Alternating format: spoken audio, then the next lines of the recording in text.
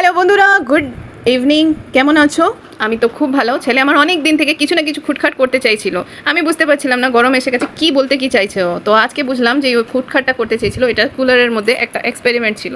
তো কুলারের মধ্যে এক্সপেরিমেন্ট করতে গিয়ে ও পুরো কুলারটাকে খুলে হাঁ করে দেয়। আর হাঁ করার পরে বলে কি আমার 300 টাকা চার্জ লাগবে। আমি বললাম থাক, তোকে 300 টাকা দেওয়ার জায়গায় আমি তোকে আম খাইয়ে দেবো, কারণ বাবা অনেক আম এনেছে।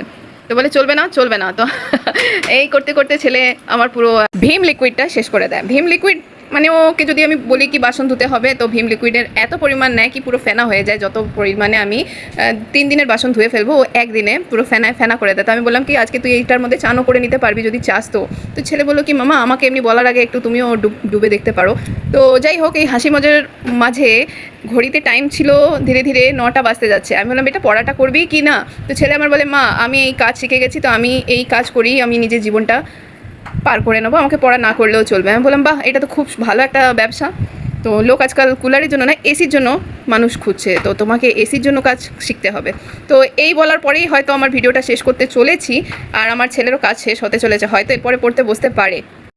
हमको अगर पता होता कि तुम्हारे कूलर साफ करने के बाद मेरी ये दुर्दशा होगी तो हम तुमसे कभी नहीं ये करवाते बेटा।